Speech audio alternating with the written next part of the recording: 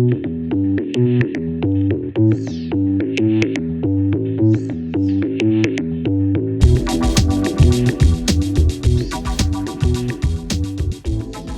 it going? Welcome to another episode of Lost Like Mike.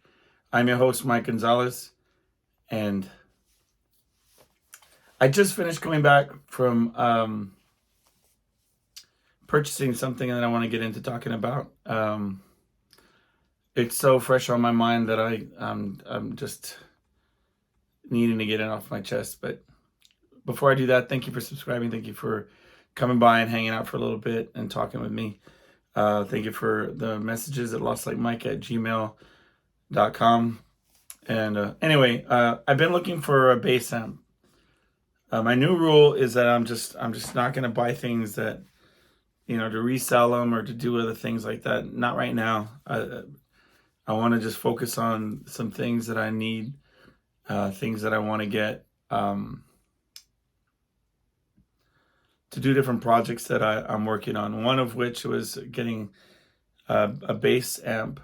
I wanted to get a small bass amp to use as a monitor on stage because I have an upcoming show where I'm going to be doing some bass guitar playing. I haven't done that in a while. I talked about it last week. Anyway, so I've been shopping as I do, going online and finding, different things out of my price range, looking for deals, trying to find the right thing. And I noticed one today, and I felt like it was a sign, right? Because like sometimes recently I've sort of willed things into existence. Like I've sort of wanted something and then thought about it really hard and then it pops up and I buy it. So that's one trend that has been going on. And I wasn't even committed to purchasing today. I'm still in the, research stage, right? That was in my mind. But then online, I found this one and it said that he only wanted $50 and it looks small online. Okay. Anyway, so I sent the guy a message say, I think I'm interested in what you got there. And I should have got like weary, not apprehensive, but it should have caused me pause because the guy was like, yeah, but I'm down. Let's go. I can meet you where you at, just aggressive. But then in the back of my mind, I'm thinking, well, if I was selling something, I'd be kind of wanting to be a little bit aggressive with getting the deal done before the person changed their mind. So I'm like, you know what?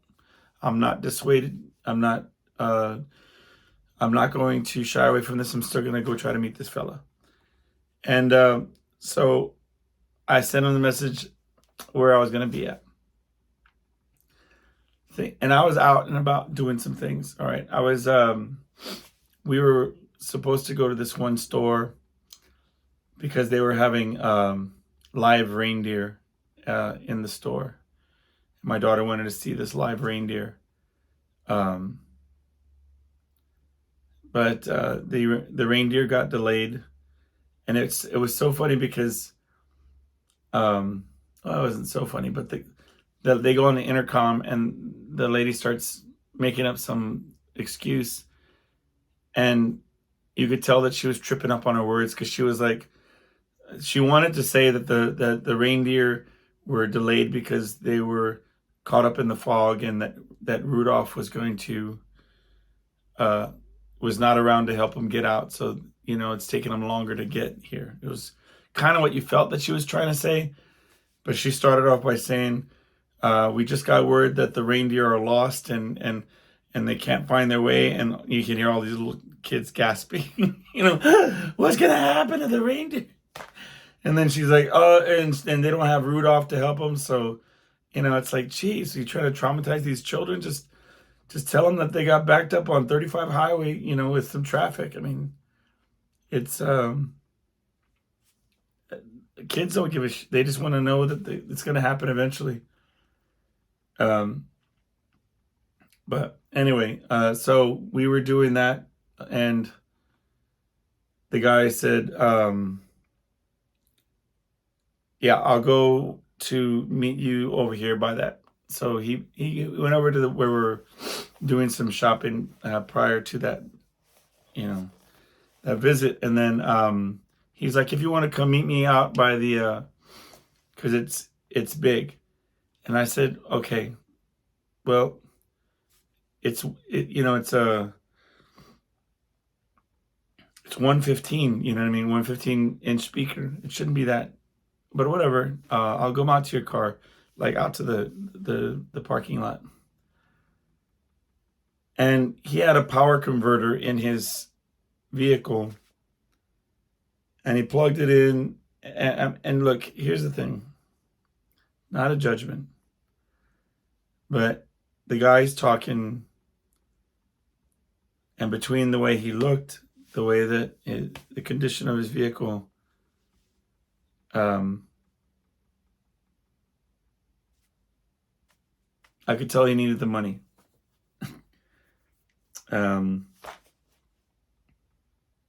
So already I'm having that second trend that's been going on, where even if I don't want it, I have to buy it, like I did with that second drum set, because I felt that the family needed a win or whatever. So I'm already like, this thing is so huge, it's not going to work for what I need. But I bought it, and I mean, I'm not saying it's bad, but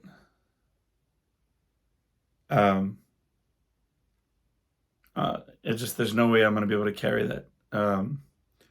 First of all, I have to install a handle on the top because the handle's missing. Not a red flag. It's not a big deal. You could just put a handle on and whatever. That wouldn't have been a deal breaker if that was the reason it was $50, you know. But it's just ginormous and heavy. It's old school, so it's sturdy, which might be a good thing. I mean, it is a good thing, but you know, it's just, maybe I'll set it up against the wall here and, you know, use it as a practice amp for myself here. I don't know. You know where it all starts, and I'll be honest with you. I've been playing as a musician. I've been doing like multiple nights a week playing for years at restaurants and bars and things, whatever. And you get this liquid money, these tips. People will tip you for singing songs, and money just comes in like that. It comes and goes, right? Because you're tipping bartenders, wait staff, you're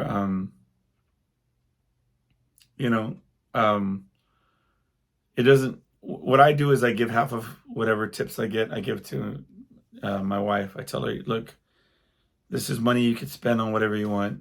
You could, but it's not enough to go crazy about, and it's significant enough that, if you accumulate it, you can buy something like, an amp like this, and you don't feel super guilty about buying it. You know what I'm saying?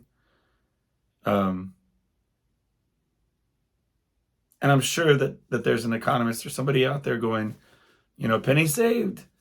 You could be putting that money aside and then if investing it in, I don't know, whatever. I work really hard, and I put the money that I make away for bills and for things that I got to do.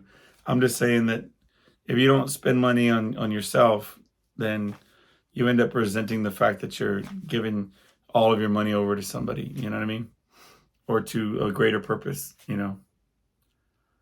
Maybe that's too much information, but whatever. Anyway, but I think the problem is that I've become where that money doesn't mean as much to me. I figure, the guy really looked like he needed the money.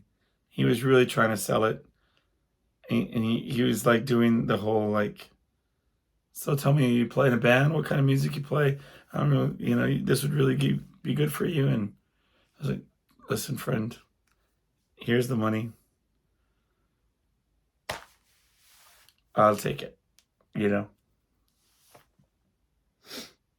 And like I said, it's probably a really good. It sounded good. He hooked it to the power thing. I mean, it does. It's going to take a little bit of work but it, whatever.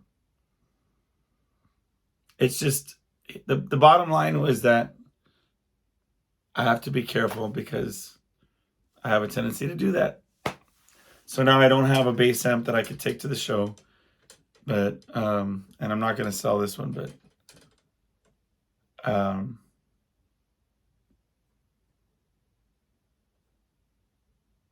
don't know if that's a character flaw or for an attribute. But anyway, it just happened. I just got back from doing it. I lugged the heavy thing into my studio room, and I'm just like, yeah. So that's that. And my wife and daughter went back to go see if the reindeer have arrived yet. Hopefully they made it out of the abyss that was their lost moment, and without the help of Rudolph, etc., etc. And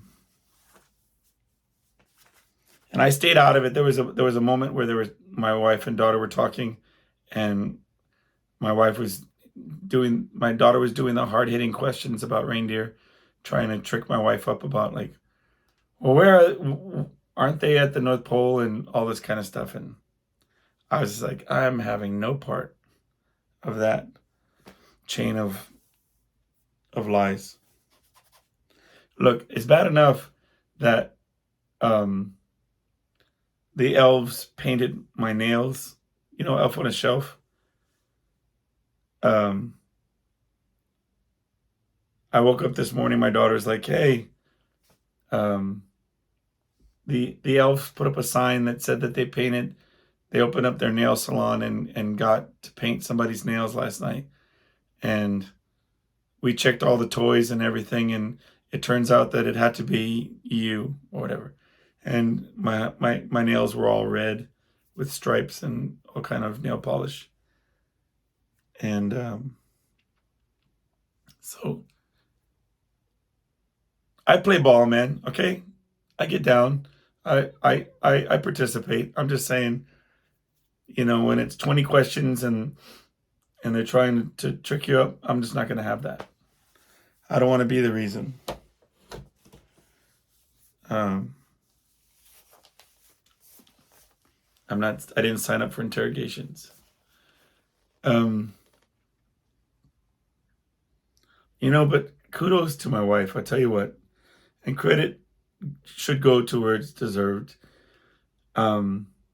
She really does, go all out.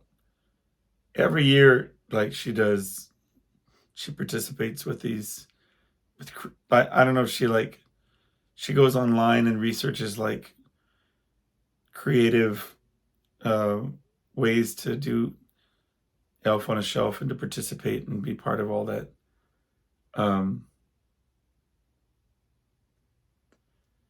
That aren't graphic and I see a lot of times parents want to like do things that shock their kids, or like, have you seen those? They have these like TikTok trends or like different YouTube things like with parents even using like super scary filters and like traumatizing babies. I don't know if you've seen those. Or like they'll be they had one and the kid just turned around and he started walking away right before the husband had put what looked like a trailer, the beginning of the opening sequence for a movie, and then told his wife, go ahead and start it. I'm going to get something from the kitchen. And their little toddler is sitting there looking at the screen too, right? Is my problem. The kid gets up and gets bored and turns around and walks away out of the room. And then the man had spliced in like a super scary monster jumping out of the screen and blah, blah, blah, blah, and the woman falls over and freaks out. But it equally could have happened to the kid because the kid was in there 2 seconds before that. And Hold on. And I got a problem with that. You know, some people might say that I am a helicopter parent that doesn't want bad things to happen to the kids, and I get it. You know, um, for the most part, that's true. I can tell you one thing: every time that I've ever pulled back and said, "Okay, all right, you know what? You're right. I'm hovering. I'm being." You know, when I was raising my boy, my son who's now 18, I remember once I took him to go bike riding, and because I frolicked as a child, I went on bikes. I got hurt. You know, I remember one time I was riding the bike. I was running next to it. I'm pushing the bike with my arms. Well, of course, I mean, logically, I'm pushing it, you know, holding the handlebars, and I'm running next to it. And the intention was that I was going to do a transformer, and that was going to turn into the bike, right? So I'm running next to the bike, and I jumped to turn into the, and I missed, and I fell, and I took some broken glass and rocks into my kneecap, and blood came out, whatever, and it was pretty rowdy. But um, anyway, flash forward. So I was trying to back off and be like, you know what, you're right. I'm being overly hovering, and so I wanted to give my son the experience. I took some bikes, went to the park, and you know, go ahead, son. You know, you go up and down the hills, and there he goes tumbling down the hill with his bike following after. And it's like, you know, I had every time that I just gave a little bit of room, something like that happens. And you know what they say? It takes a little bit of that, you know? You have to fall down to appreciate standing up. No. I think what they mean is, you know what I mean, to get that awareness of to be cautious of your surroundings, to have that situational awareness. Sometimes you have to get burnt by the hot stove. You can't be like sheltered all your life. Whatever. I get it. My wife calls me at work, and this is how easy trauma can set in, or anxiety, really. My wife calls me at work and she says, so we're going to go to Disneyland. You're going to have to get on an airplane. Okay, bye. Not to mention, we're going to go to Atlanta or something like that. You're going to have to get on an airplane. Okay, bye. I said, I'm not flying. I'll drive. I'll meet you there. And she's like, you're flying. It's no big deal. But even if the prospect is that I have to fly and they have to sedate me or whatever, or I have to be on some kind of pills, you don't tell me without a definitive date so that I could either plan to drive a car or whatever.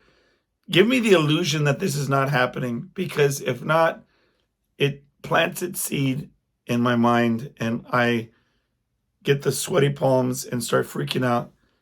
And it's not even happening today or anytime soon or guaranteed to happen. You know what I'm saying?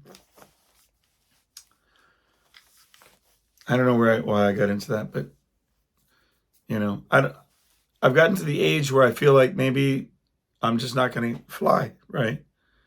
And there's an odd comfort in not having to face some type of irrational fear. But, you know, I don't know if you have an irrational fear that you fight with, you know, but imagine if, okay, say, for example, that you had an irrational fear of, I don't know, clowns, okay? And you've never been to a circus and you figure you never will, right? And then, so if I said, all right, at some point I'm going to be hosting a clown college, exchange student, and he's going to be staying with us for a couple weeks. You know what I mean? Then you'd be like, maybe this is a bad example. I don't know. I'm just saying, I wouldn't get a job taking care of, or, you know what? It's what it is. I think when you get caught up in like the realization that you may have to face a fear, that it's traumatizing, you know, that's where I'm at. Um, I could tell you the number of times that I've been close to having to get on an airplane, but it's never come through. I was in this entrepreneurial contest, and right before COVID, and we made it to the finals. We had made it to the semifinals, which were going to be hosted in Boston, was the point. And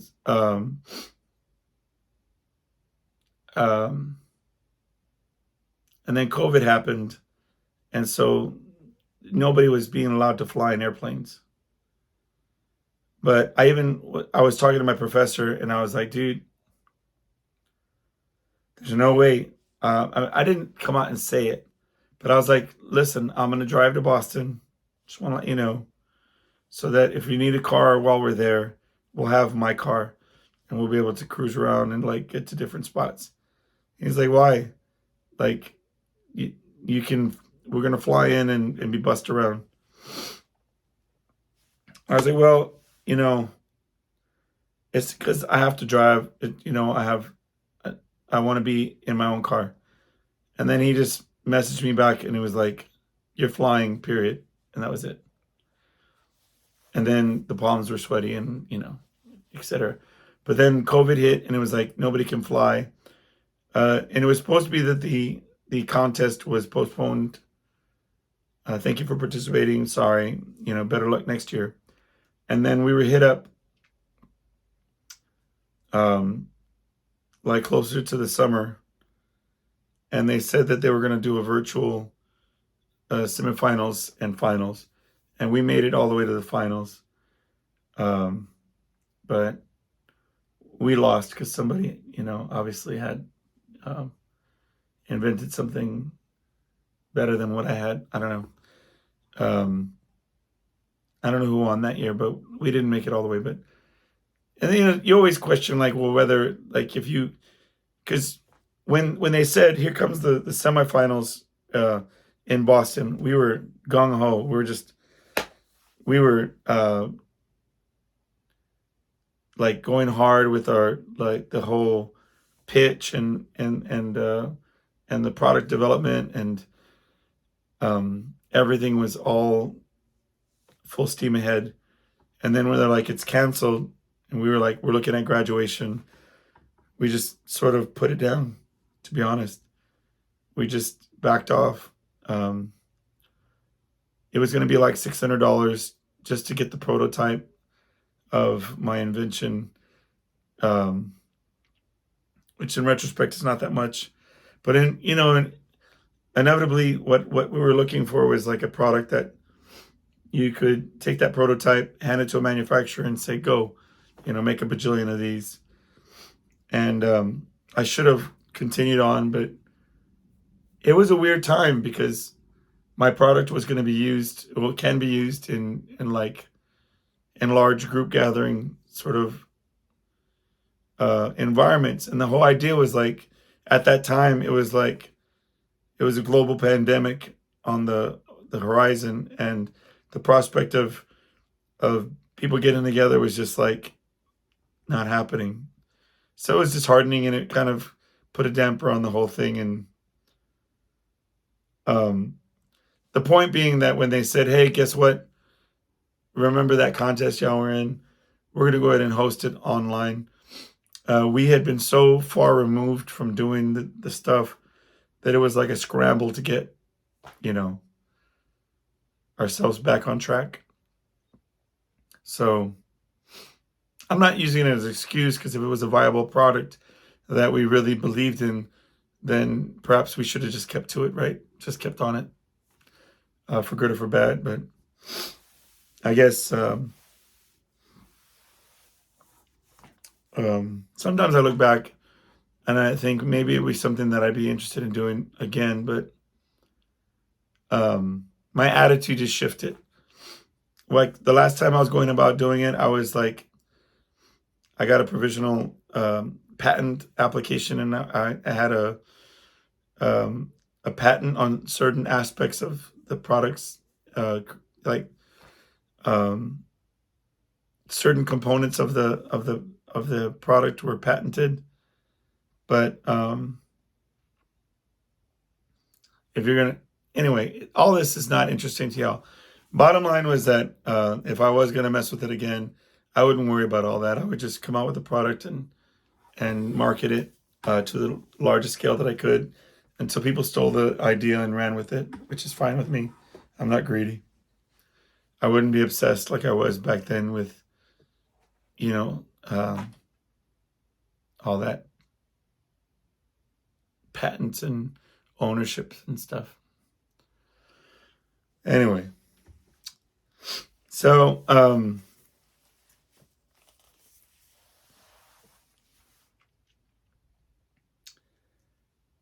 the other morning I got up and I went to my vehicle and I got into the car, and everything from my glove box, everything from my center console, everything was out and on my passenger seat, like in a big pile.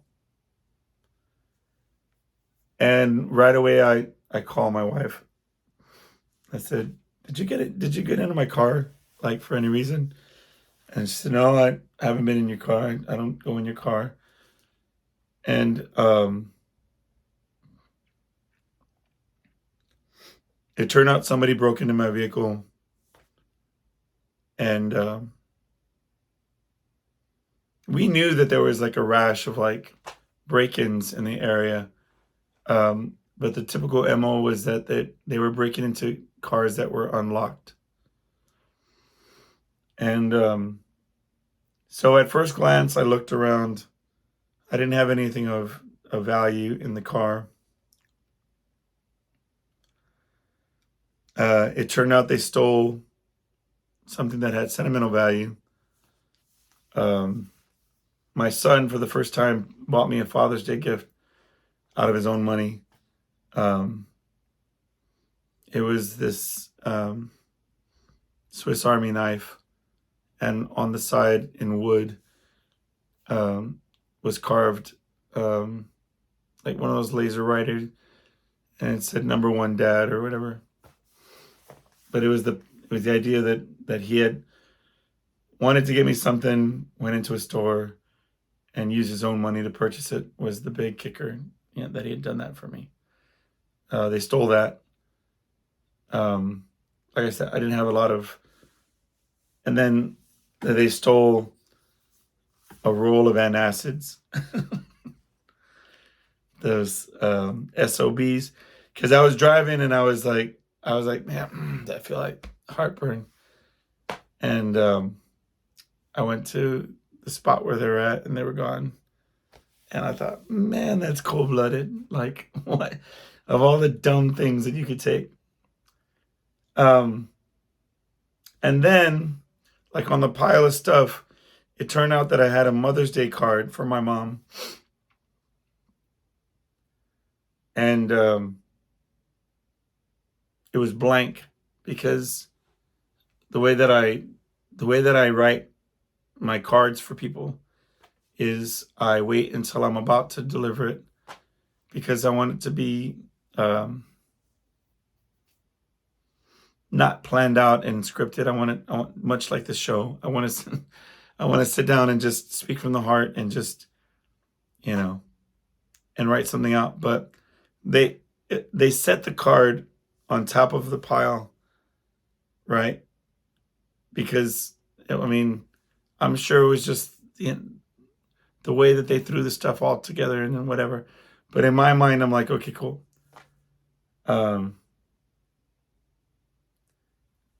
Because the whole thing is that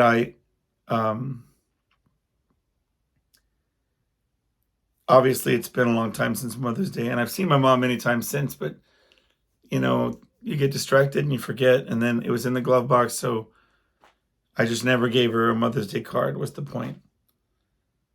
And so here I am. I'm walking away from the situation.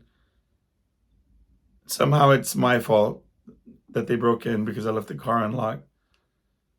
And then I'm a bad son because I have a Mother's Day card that is blank and hasn't been delivered, obviously. Anyway,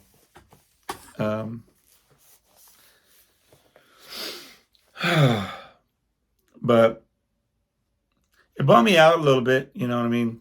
That somebody, you feel like vulnerable when your vehicle can be so easily accessed. I know I don't live in Mayberry, but I mean, the idea of even uh, that's just the wrong logic to tell somebody. It's like telling somebody you shouldn't have worn that dress. You know, you wouldn't have had somebody groping at you if you were wearing something conservative. Like it should never be the victim's fault. You know what I'm saying?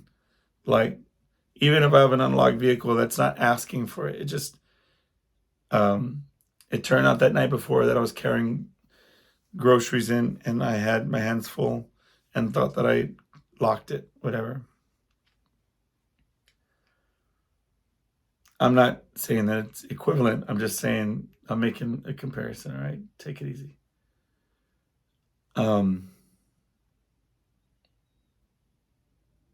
Yeah. And then down the street, I guess the next night, maybe 4 or 5 houses down, they broke into my neighbor's work truck. And he's an independent worker, a contractor, does remodeling or whatever. Broke into the back of his thing and stole all of his tools. And it's that kind of story that sort of, like,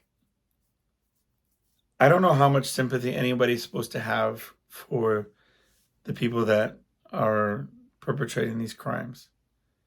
You know, I mean, you could say no harm, no foul on mine. They didn't steal anything, something sentimental to me, but I mean, nothing that's going to set me back. You know what I mean? They could have taken the car or I mean, ripped out my crappy radio, whatever. I don't know what they would have done. Get the catalytic converter. I don't know what kids are doing these days. But, you know, they stole this guy's livelihood. The way they stole my son's lawn equipment that he was doing his lawn service with, which now my son does something different because he couldn't just reinvest and get some stuff, you know, back to the level where he was at. But I mean, I know what it's like to tooth and nail, like, work towards getting your setup, one thing after the other. I mean, especially with, like, in my case, you know, I spend money on these things trying to get the things that I need, and then I end up buying crap that that isn't going to exactly work, but for whatever reason. But anyway, I mean, I can imagine this man has spent his time earning the money and budgeting out the money in his business to get himself the tools that he wants for his business, and then somebody just comes and steals it. And, you know, give me the other perspective. All right, so yeah, some bozo wanted to get money for Christmas. Is that what you're saying? Somebody was unemployed and doesn't have opportunities. Is that the pitch? And that's why they're ripping off people, because they want to carve out a livelihood that way. I mean, I don't know what the rationale is, but I just feel like bad for that man and his family that worked really hard to get the things that he needed, and now he's gonna have to, you know, make some hard choices this holiday season because, you know, maybe he's insured, but then his premiums are going to go skyrocketed because he lives in an area where his stuff is vulnerable for theft. I don't know. I guess it is what it is. I'm not out of the woods yet. Obviously, you can hear I'm still coughing. I'm trying not to be all sick guy, but I've been fortunate to make it through the shows. I did one yesterday, and I did one Thursday. Thursday, I made it maybe three quarters of the way. You know, it's not like I don't want to get into it, but I put my foot down a little bit more yesterday, and I will today, with not singing harsh songs just because they want to put $5 in the tip jar. And hopefully I'll have some more mercy on me to not have to bang my voice out just to make a buck. But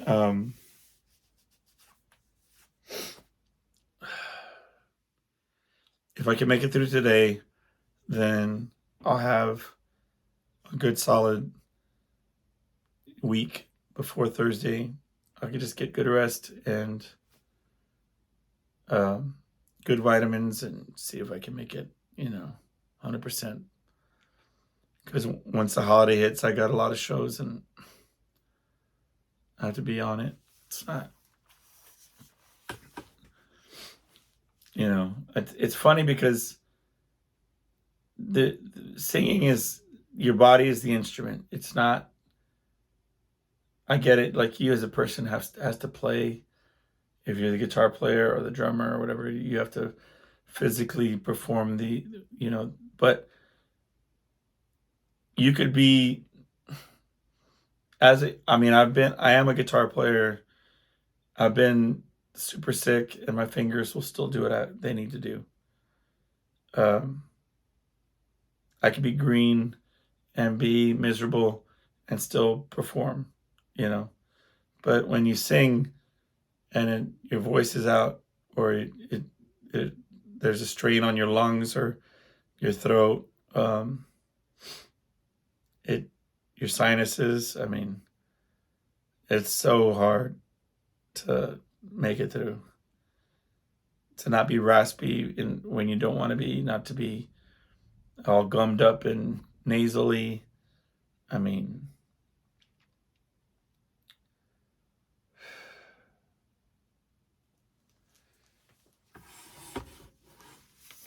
So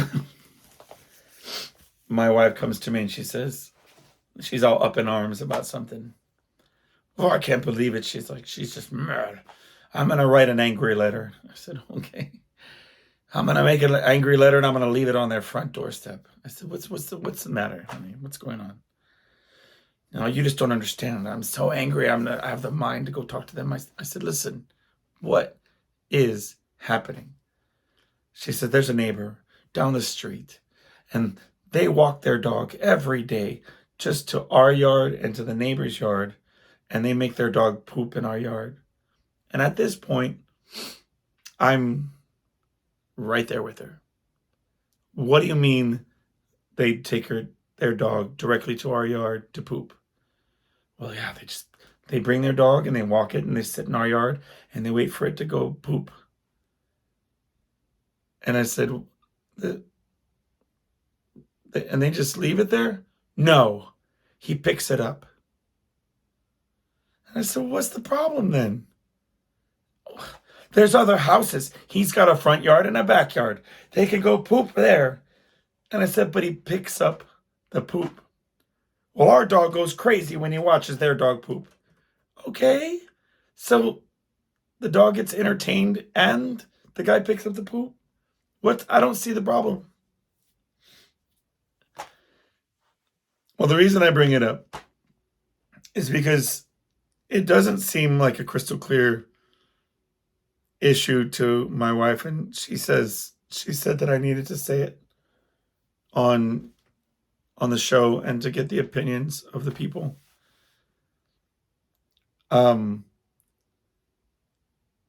Basically, the guy has trained his dog to come into our yard and poop, and then he comes back and picks up the poop. I don't think that that's a problem. I think that he's trying to get his dog to poop, period. Just to go for a walk and to do its business. And the dog has learned and associated our yard with a smell.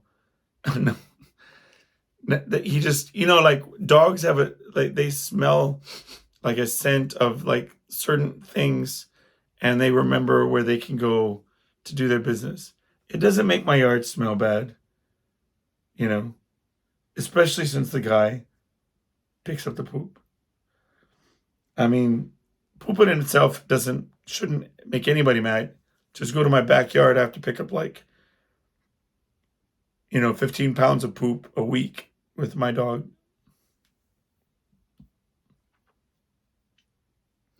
I mean, I wish, my dog was more like that, where he would just do one poop a day or something,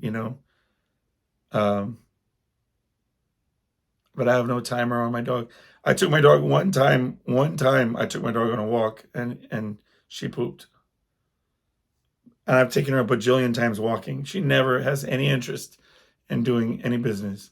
She walks, has a good time, comes home, and then goes in the backyard and, has a ball. But, I don't know. I digress. I personally don't have a problem. I certainly wouldn't write a letter to the person. I think that that's ridiculous. And I said, you have to stop. I told her that she needed to have a conversation with Jesus. And I'm going to tell her mama on her. Because that's ridiculous. Look, that poor dog probably has a shy butt, and, has a hard time going potty. And then finally found the one neighbor, one house and yard in the whole world that she feels comfortable pooping on. And God bless him, he goes and picks up her poop. You savage. Behave. And for the record, I told her that she should come on the show and defend herself, because I said the ridiculousness, I was not going to stand for it. And there's not a way I could spin it and play some kind of devil's advocate and say, well, I don't pay for property taxes, so some other monster dog can come poop on my yard. And the 2 seconds that he leave that poop there, it's permanently damaging my grass. That doesn't fly with me. Like I told her, if the guy was just leaving the poop there, then okay. But he's not. So, case closed. I'm not, there's bigger problems in the world, than some guy picking up dog poop. And most people don't care. Like that one time that my dog pooped, I had to ride my bike there. It was like, because we had walked so far that when I went to try to take the dog back to the house to get the bags to pick up the dog poop, I had to ride my bike a bunch of blocks to go pick up the poop. And nobody even cared. They were like, okay, I guess. Thank you for, why are you getting off your bike in the middle of our neighborhood, kind of thing. Anyway.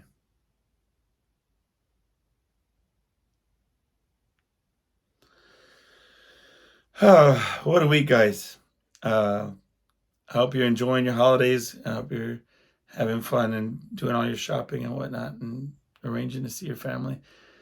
Please message me at lostlikemike@gmail.com. Let me know how you're doing, things you'd like to hear about, topics you'd like discussed. I'm going to let y'all go. They should be done looking at the reindeer, and I still got to edit this and post it. So y'all take care of yourselves, and I will talk to y'all next week. Peace.